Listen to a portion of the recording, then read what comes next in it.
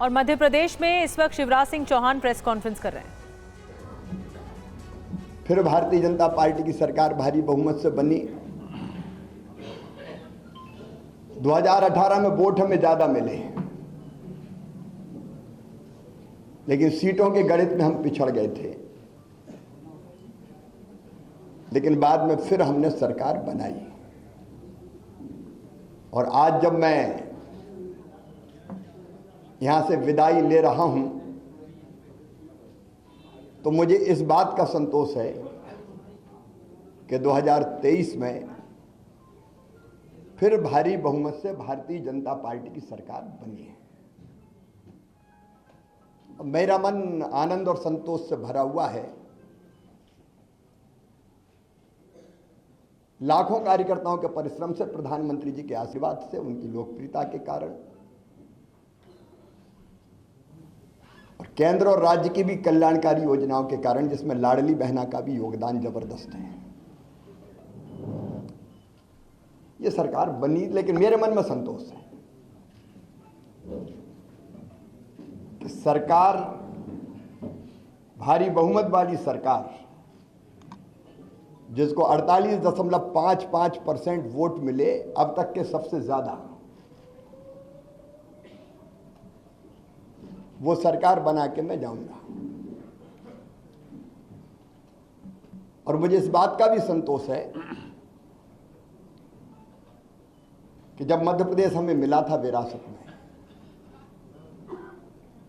तो एक पिछड़ा और बीमारू मध्य प्रदेश मिला था। एक लंबा सफर हमने विकास और प्रगति का तय किया। और इन वर्षों में मैंने, मुझ में जितनी क्षमता थी, मुझ में जितना सामर्थ्य था, मैंने पूरा झोंक के अपने प्रदेश के लिए और जनता के कल्याण के लिए काम करने की कोशिश की। मैं अपनी क्षमताओं को अनंत नहीं मानता, लेकिन जितनी भी थी मुझ में, मैंने पूरी प्रामाणिकता, पूरी ईमानदारी, पूरे परिश्रम के साथ प्रदेश का विकास और अपने प्राणों से प्यारी जनता का कल्याण हो, इसमें अपने आप को झोंका। गड्ढों वाली सड़कों से शानदार हाईवे वाले सड़कों का प्रदेश मध्य प्रदेश बन गया। अंधेरों के घेरों से निकाल के उजालों की नई दुनिया में हम मध्य प्रदेश को लेके आए। कृषि के क्षेत्र में चमत्कार हुआ है, आप सब जानते हैं, मैं नहीं विशेषज्ञ कहते हैं। 159 लाख मीट्रिक टन से उत्पादन बढ़ के 619 लाख मीट्रिक टन हुआ। एग्रीकल्चर ग्रोथ मध्य प्रदेश की चमत्कृत करने वाली है, और वही मध्य प्रदेश की आर्थिक प्रगति का फिर बड़ा कारण बनी। 11,000 रुपया पर कैपिटा इनकम से हम 1,40,000 रुपया तक लेके आ पाए। 71,000 करोड़ की जीएसडीपी को हम बढ़ा के आज 14 लाख करोड़ के पार ले गए। इंडस्ट्रियल ग्रोथ रेट भी हमारी 24% पहुंच गई। और सामान्य शब्दों में अगर मैं सोचता हूं तो भट्ट सुअर से हमारा सफर यहां शुरू हुआ था, उससे मेट्रो ट्रेन तक का सफर हमने तय किया। टपरे वाली आईटीआई से हम ग्लोबल स्किल पार्क तक पहुंचे। मेडिकल कॉलेज नए हो या सीएम राइज स्कूल हो,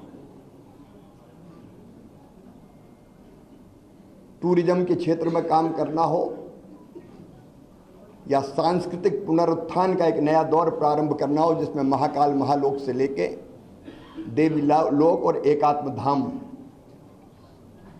जैसे केंद्र स्थापित हुए,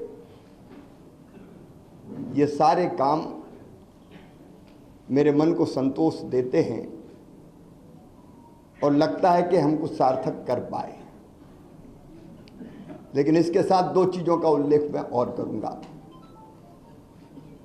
एक, महिला सशक्तिकरण मेरे लिए वोट प्राप्ति का जरिया नहीं है, वो मेरी अंतरात्मा से निकला। क्योंकि बचपन से मैंने बेटियों की अपने गांव में ही और बहनों की दुर्दशा देखी थी।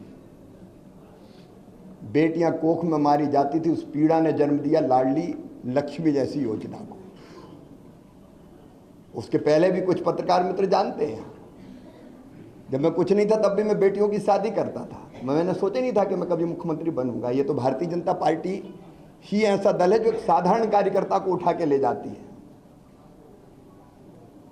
मेरी कल्पना ही नहीं थी, लेकिन बनते ही लाडली लक्ष्मी कन्या विवाह, 50% रिजर्वेशन स्थानीय निकाय के चुनाव में हो या गवर्नमेंट सर्विसेज में 35% तक रिजर्वेशन को पहुंचाना हो, या संपत्ति की खरीद में स्टाम्प शुल्क की कमी हो, या फिर लाडली बहना जैसी और संबल जैसी योजना हो। वो योजना बना के अपनी बहनों की जिंदगी में और बेटियों की जिंदगी में हम खुशी के पल ला पाए। और लाडली लक्ष्मी जैसी योजना से सेक्स रेशियो में परिवर्तन आया, वो केवल कागजी नहीं रही। और जब 2017 में मैंने आहार अनुदान योजना शुरू की थी बेगा भारिया शहरिया बहनों के लिए, और जब पोषण का स्तर सुधरा तो वो लाडली बहना की आधार अगर बनी तो वो योजना बनी, और उसके कारण भी बहनों की जिंदगी में जो परिवर्तन आए वो अद्भुत है।